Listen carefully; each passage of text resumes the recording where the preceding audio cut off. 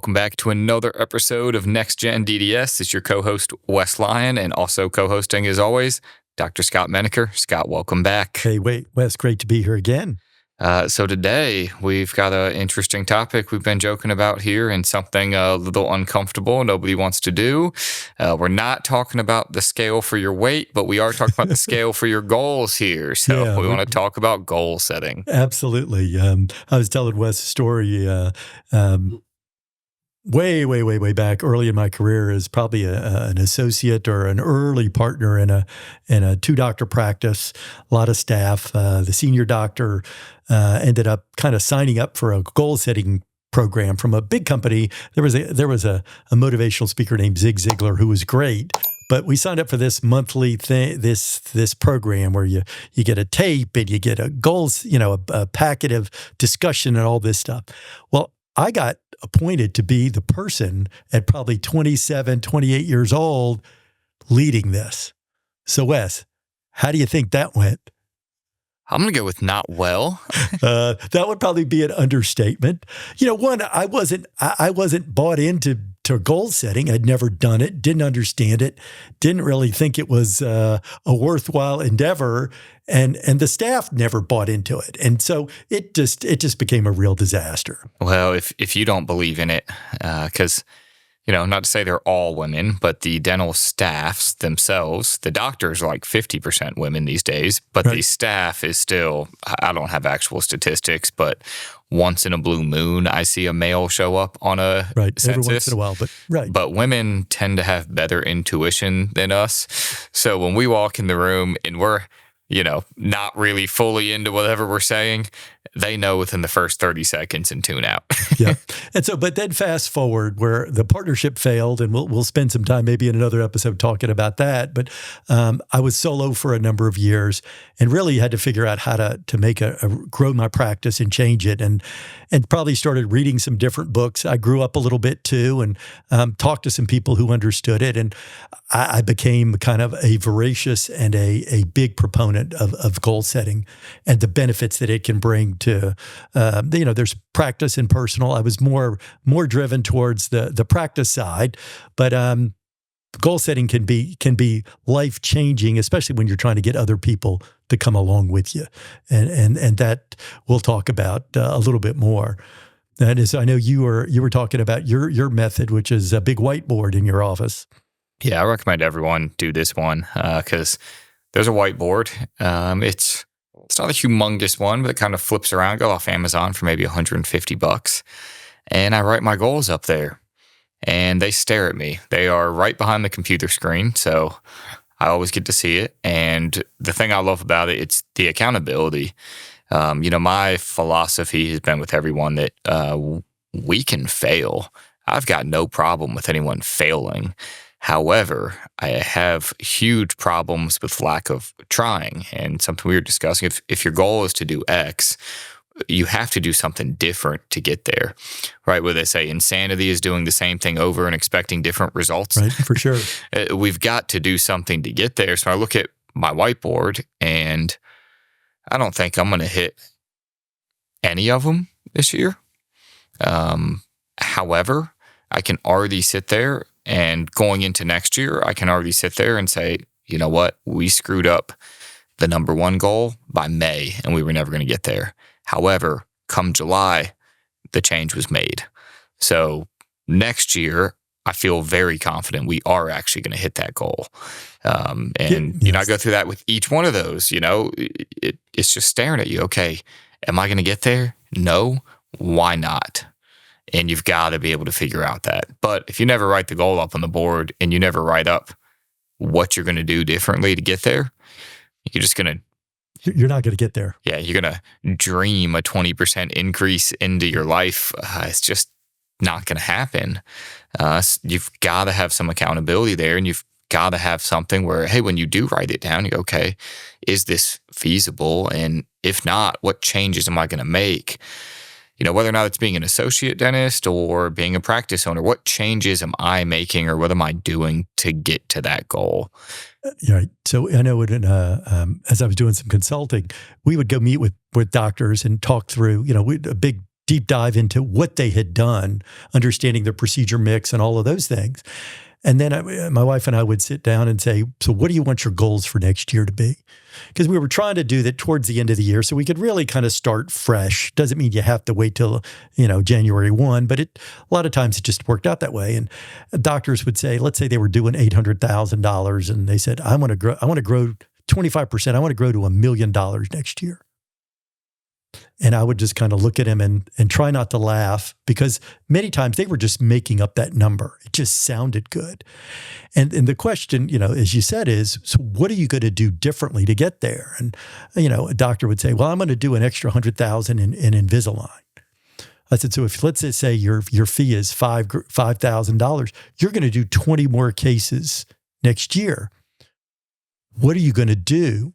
Not just you, it's your staff. And so a lot of times you need to set these things in with your staff and do it. And so what I've evolved into over time was I would take a book. I would, some great books over the years.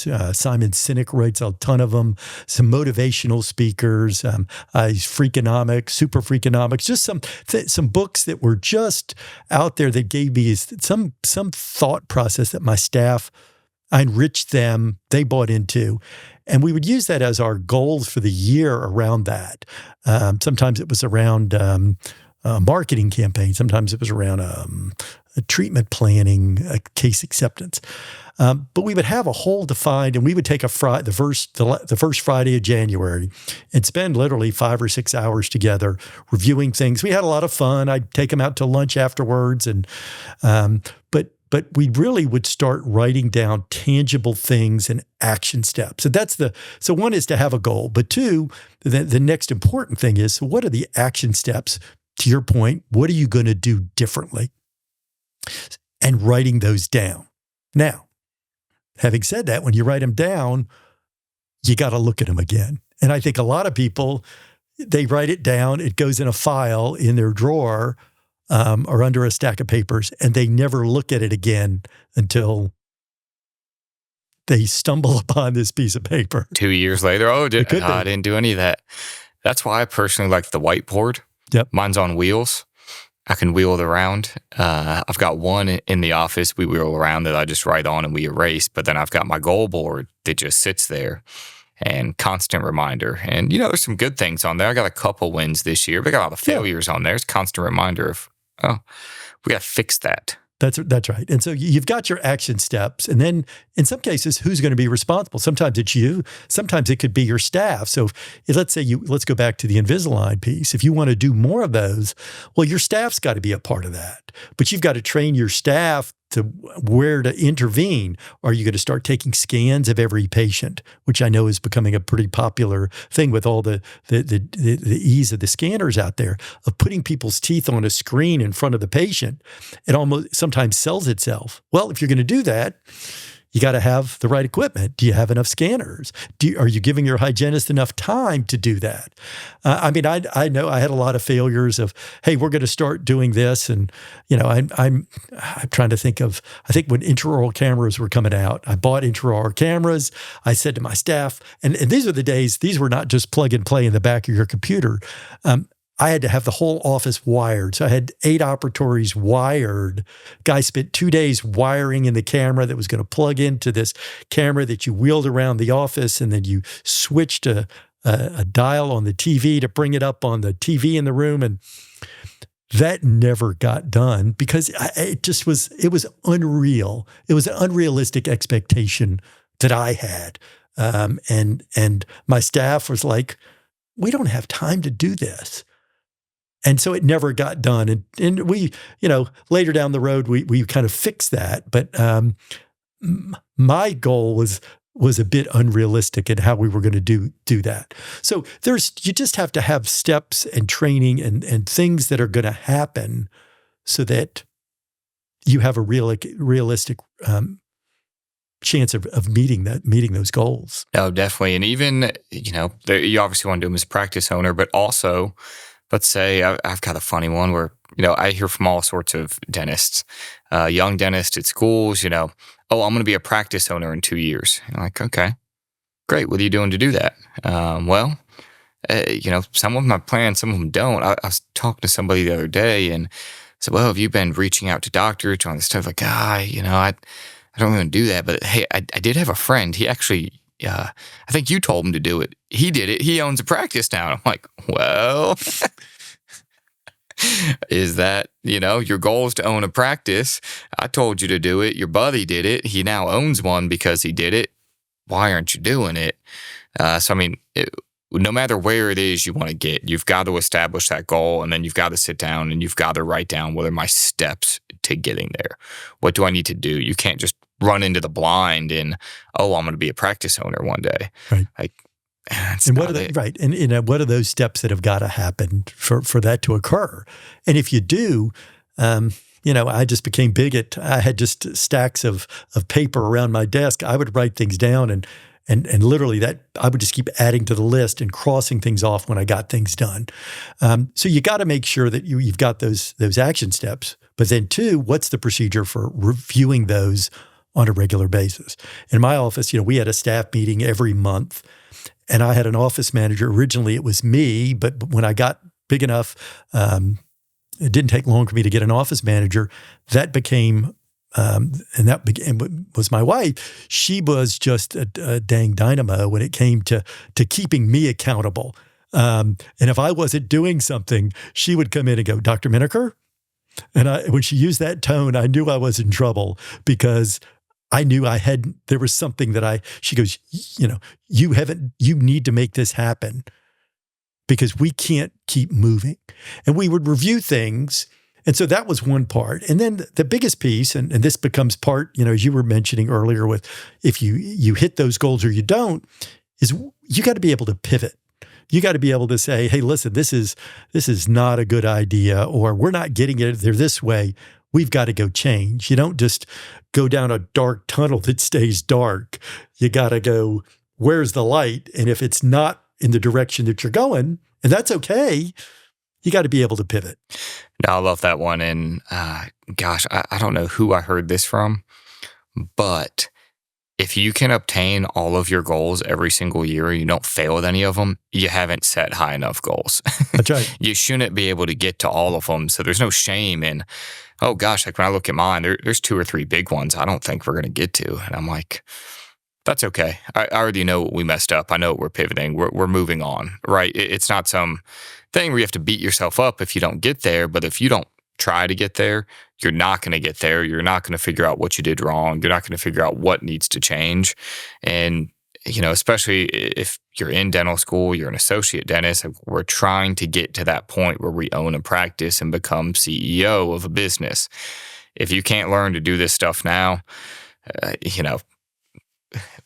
don't know what's going to happen when you try to be CEO. I mean, it's just, you're going to screw up everything under the sun, and you just have to learn to calmly pretend like everything's okay, turn around, go fix it, and move on and just live with it. It's, I think every single business owner, it doesn't matter what business, doesn't matter how big it is, dentist or not, every single business owner has some stories where they laugh about in the first 2 years now. And we just all laugh about the same things. Like, oh yeah, there's that one time I, probably couldn't really make the rent payment, or I had to withhold this because I did this knuckleheaded thing. I thought this was a great idea and I screwed it up. And it's okay to screw it up.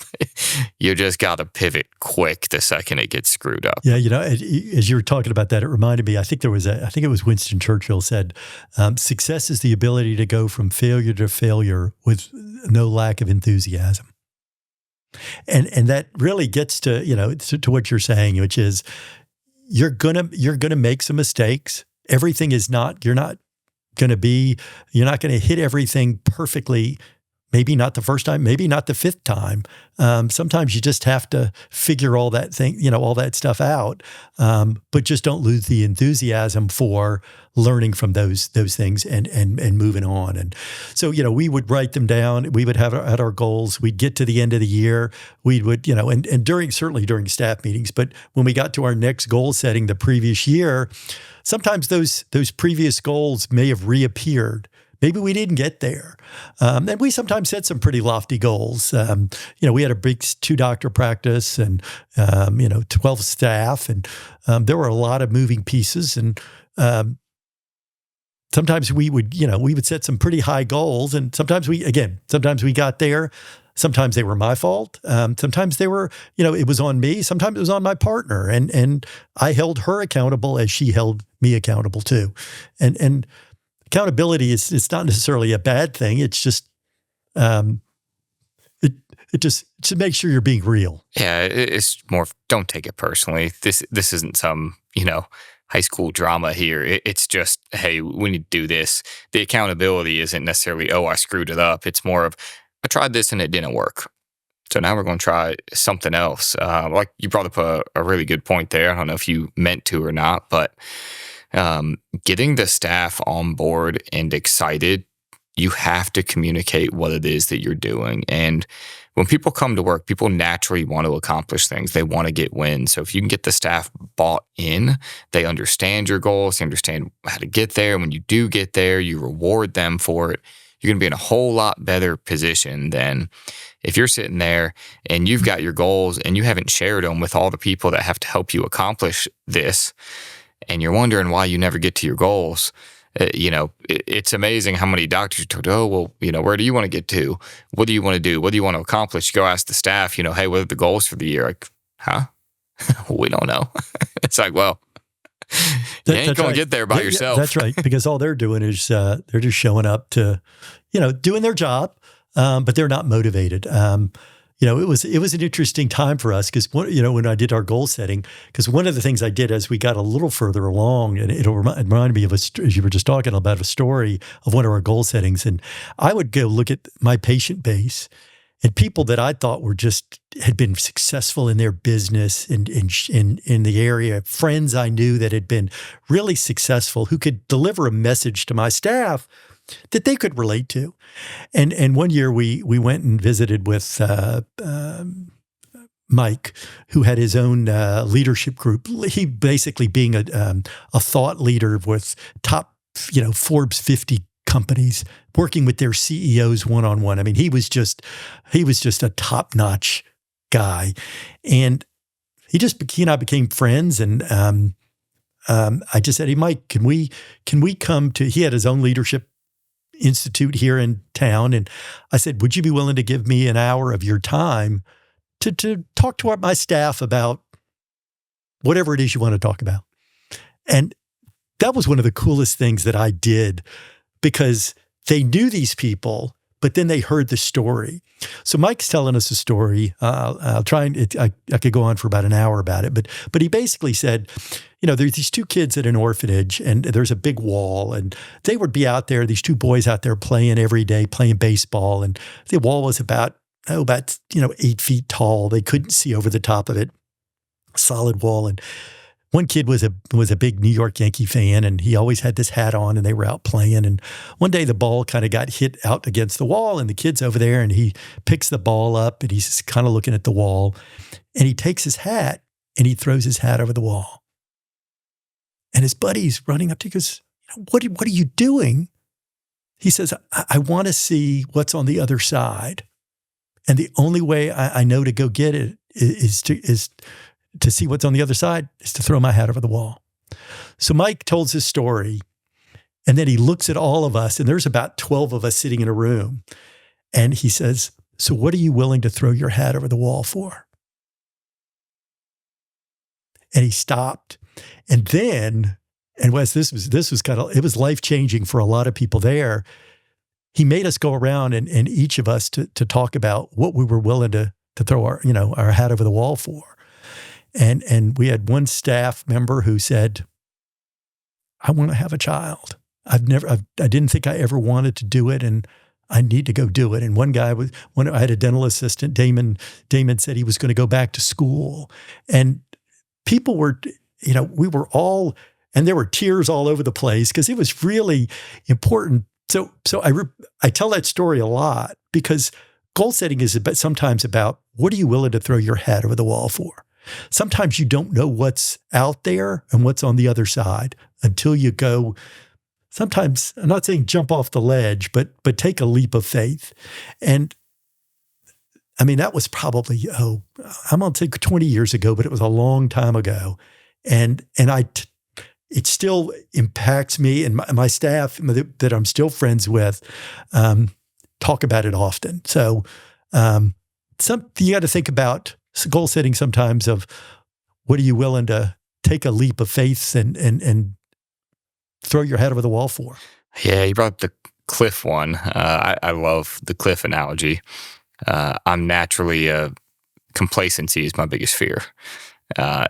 So it just drives me up a wall that if we don't change something, it's going to be the same. But when you set the goal, and whether or not it's, I want to get into specialty, I want to buy this practice, whatever it is, it's going to force you, when you get to that point where you got to jump off the cliff and do something wild, it's going to force you. You're going to know that, hey, in order to get here, I've got to make this change. I've got to jump off the cliff. I've got to do this stuff. And the first time you jump off and you don't land right and you scratch yourself, you're like, crap.